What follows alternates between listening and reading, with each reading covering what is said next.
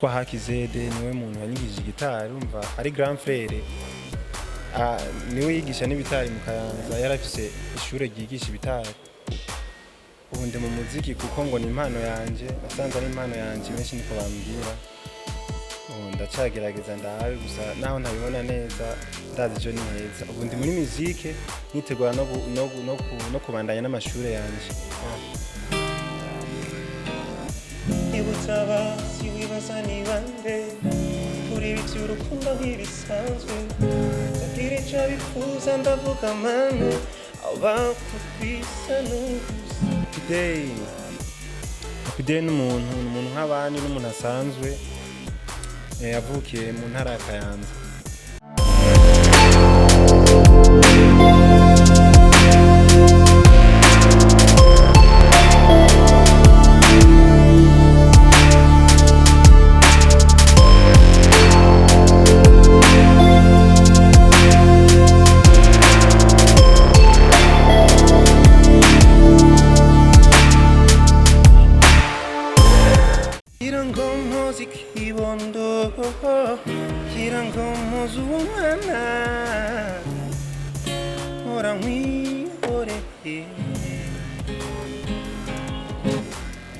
Kirango churi nimba Damabwira yo nabonye Ayo nabonye Uwo mwana y'irukundo Yari myiza nkirire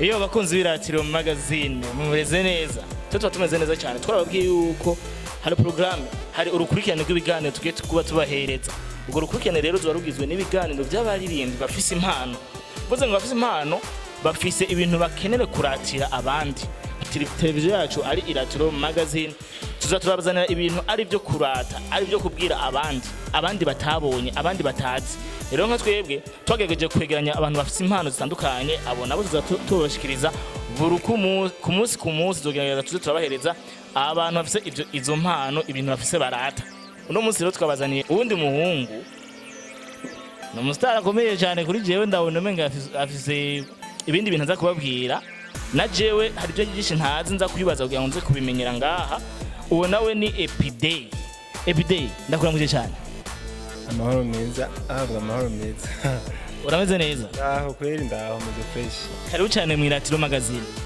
asante sana asante iratiro magazine ndabashimiye cyane kunyakira hano muri studio zanyu avuze ngo adushimiye kumwakira hano muri studio yacu hano tuba turi ahantu hameze neza cyane tuba duteramye cyane mugabo tuba tugira ibako ryo kumuronka iyo tumuronse kenshi twifuza kuronka umuntu afise impano we nakuvuze ngo urafise impano jewe nkuko bagenanye igitari no munsi ndashaka banza ducicize akantu gatonya kugira ngo bajye abantu bako baradukurikirana bumvirize neza yuko impano twazigendanye gato ya katurara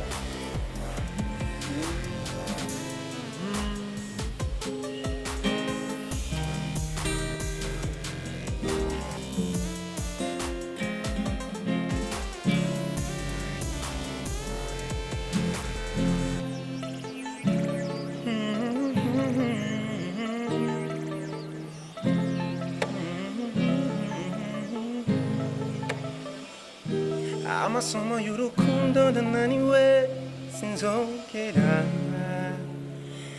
ijwi mama nzora nsaba imana amaranira kwitwa Romeo tutse Julia indazobishobora ibutaba ziwibaza ni bande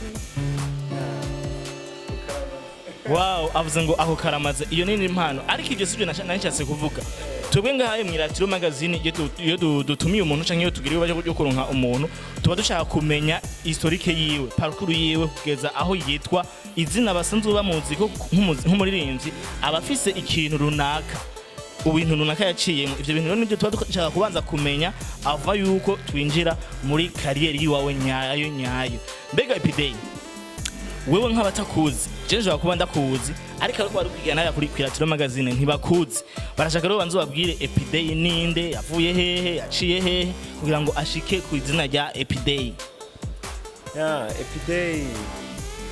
Epidey n'umuntu nk'abandi n'umuntu asanzwe yavukiye mu ntara ya Kayanza, akurira mu ntara ya Kayanza nyene, amashuri yayigiye mu ntara ya Kayanza yaba mato n'ayisumbuye. Narahije amashuri nubwo benshi bavuga ngo sindaheza burya ayo nize yananiye benshi. Nkaba ndiko nitegurira gutangura kaminuza, hama ubu ndi mu muziki kuko ngo ni impano yanje, nasanze ari impano yanje benshi niko bambwira. Ndacagerageza ndahawe gusa naho ntabibona neza, ndazi jo ni heza. Ubu ndi muri muziki nitegura no kubandanya n'amashuri yanje. Avuze vyinshi mugabo nkaje muri vyinshi yavuze, hariho kimwe nafashemo cyane ngo mu muziki ngo niyo mpano yiwe. Mbega ninde yakubwiye ko kuririmba ariyo mpano yiwawe? Ni kuvuga muri ibintu byacu iyo ukoze ikintu ukagishira en public, uraronka amakomantere. Hari abantu benshi bakomanta ama feedback, urumviriza bijya bintu abantu bavuga nivyo hanini ukorera ko nivyo ufatira kuko niko kuri. Kuba rero mvuze yuko benshi bavuga ko mfise impano, naye ndavyemera uko nyene. Avuze ngo avyemera gutyo mugabo nkajewe hari jambo yavuze ngo ize mu Kayanza ngo primaire ngo secondaire ngo wiga mu Kayanza. Twegera nabo mu Kayanza bakubwiye ko ufise impano. Mu Kayanza twumvikana neza ko bashaka bavuze urupimo rwo gupima abantu bazi kuririmba, bakubwiye ko uzi kuririmba ukiri mu Kayanza cyangwa umaze gushika gutembera amazina intara. Umuziki bambwiye ko mu muziki mfise impano umunsi wa mbere nkora indirimbo. Iyo ikoze uri uvuye mu Kayanza. Mu Kayanza nari nkiri umunyeshuri, nari mu finaliste. Voilà, aho rero jewe nto nshaka kumviriza kuko atubwiye ngo bambwiye ko afise impano yo kuririmba, yarakiva mu Kayanza. Jewe nakene ko ndirimbo uyituririmbira kugira ngo abako barakwikana Kwiratiro magazine bumvize neza yuko iyo ndirimbo waririmbye umunsi wa mbere, yuko nabo hava bajudginga bavuga ati wa muhungu wacu bwa wundi arabizi kuririmba koko. Jewe nkene ko iyo ndirimbo waririmbye umunsi wa mbere ari ducishirizamo kugira ngo abariko barakwikana hariya nabo bave bumva ati wa muhungu bwa wundi afise ya impano arayifise koko. Ni indirimbo nise ni kuki gusa kuri channel yanje ya YouTube nta iriko.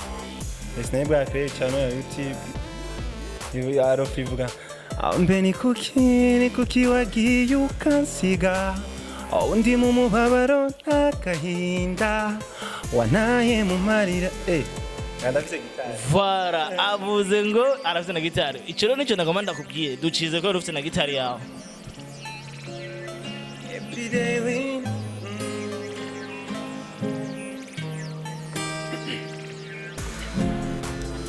Ukako wambwiye utasigera umbabaza,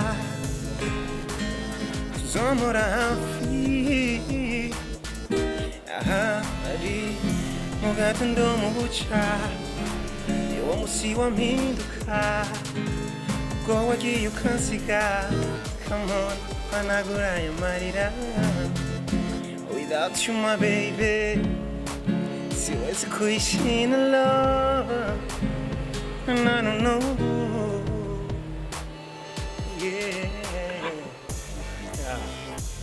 Abariko badukurikirana mwibuke kujudginga ino ndirimbo. Avuze ngo niyo ndirimbo ya mbere yaririmbye akiri mu Kayanza, ngo abanyakayanza ngo bambwiye ko afise impano. Mugabo na jewe ndiko namukoje kino igano, ndashaka kwemeza yuko iyo ari iyindi impano kuko nimba ariyo ndirimbo ya mbere ushaka kuba yakoreye mu Kayanza, abanyakayanza bakaba bajudginze ko indirimbo ari nziza, nanje ndabishize ko akatuzo. Ariko badukurikirana aho nahanyu hamuti rero iyo niyo ndirimbo yawe ya mbere, hama bica bigenda gute rero inyuma y'iyo ndirimbo?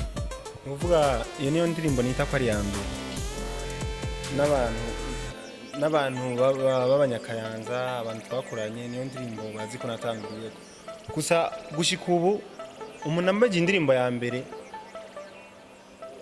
indirimbo ya mbere wanje yitwa Surrender, indirimbo ya mbere iri kuri YouTube, ngira urayizi Surrender.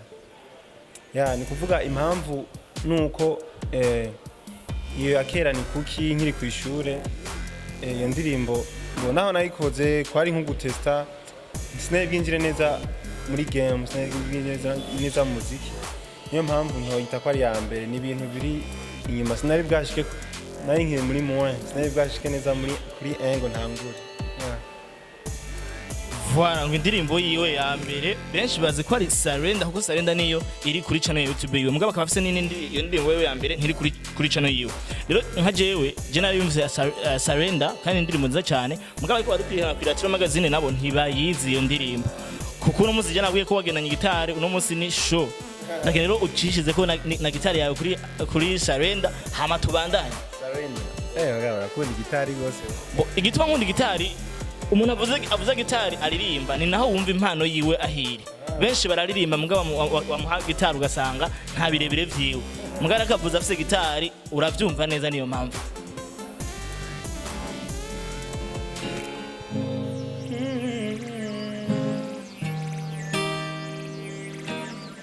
Ibutabazi wibaza ni bande kuri iby'urukundo ntibisanzwe, tagira icyo bipfuza ndavuga mana abakukwisa n'ubusa. Ibutabazi wibaza ni bande kuri iby'urukundo ntibisanzwe, tagira icyo bipfuza ndavuga mana abakukwisa n'ubusa.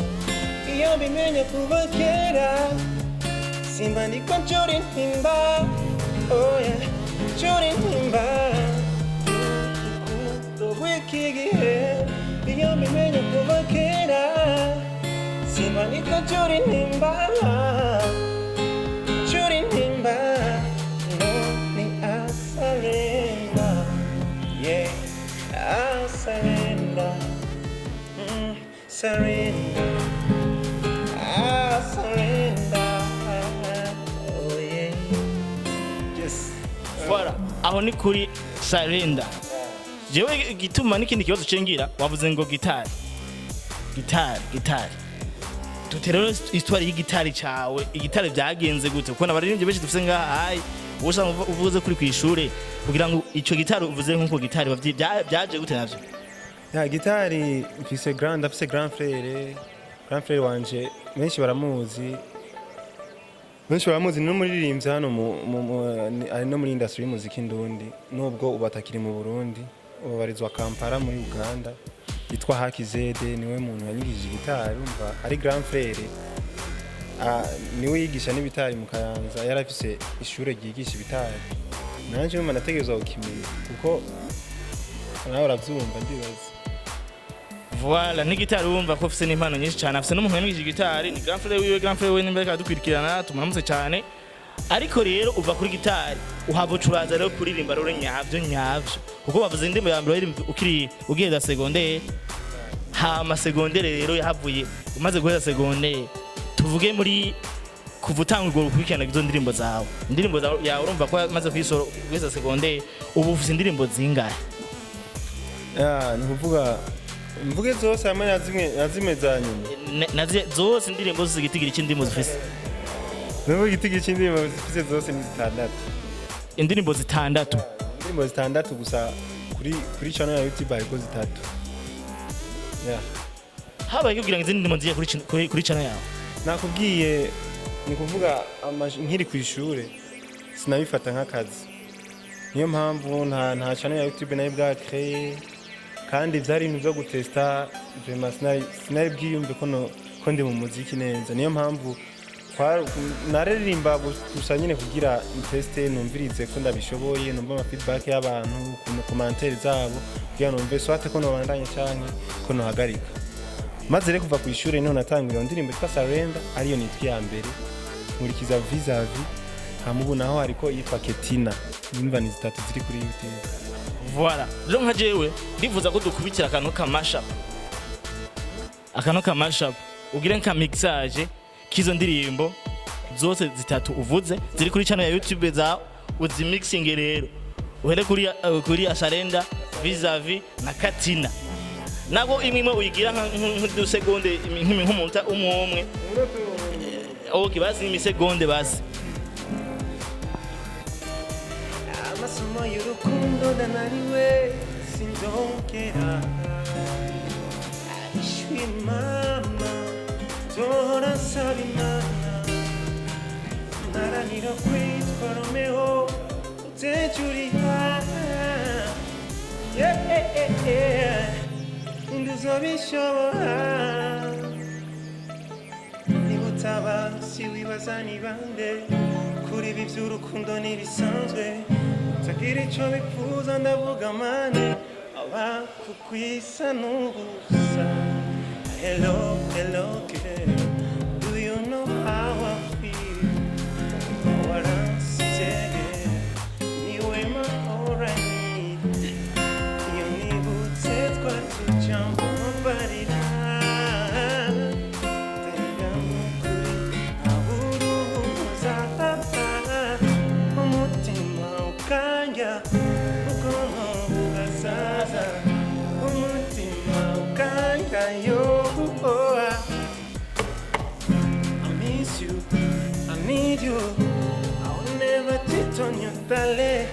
I miss you, I need you, I'll never cheat on you, darling. Kuko utwaye together, baby just relax, let it know. Batuku, wako beku baku kami kuru kudo, one love, be my wife. Thank you to make me love. One love, be my wife. Thank you to make me love. Come on, babe. Ngukunda bimutakeka, bimutakeka. Jewe nshaka twubaka amateka, baby love. Can you love me, Ketina? Cause I love you, Ketina. Do you love me, Ketina? Cause I love you so. Guys, iyi mpano ni impano nababwiye. Kwiratiro magazine tukomeza tubahereza abantu bafite impano nkizi iyi na mwarijya. Uno mwaka utazoba muremure cyane bivanye no kubintu tuzobahereza muzoguma mubikumbura. Rero nka jewe Clovis nari kuri micro ndashaka namuseze no muvandimwe Epidey ndashaka utumira abantu kuko ndazi ufise imbuga nyinshi cyane ukoresha ubatumire ndetse n'wongera unadusezera. Cyambere ndabashimiye gose abantu bari baradukurikirana ndazi muri benshi. Asante sana, ni mwebwe dufise, ni mwebwe mwo kuduteza imbere. Turabashimiye gose, turashimiye na mwebwe kandi mubwo mutfata mu mugongo kugira dushike kure. Bakunzi biratiro magazine mwakoze cyane kudukurikirana. Iyi ni impano ariko rero nimage gira subscribe kuri channel yacu ndetse no kuri channel y'ino muvandimwe wacu Epidey winner. Witwa Epidey winner kuri YouTube nibaza. Epidey winner. Epidey winner na iratiro magazine aho hose mudukurikirana ibintu bizobagumeza kuba ari amavuta mnakoze cyane. Ciao ciao.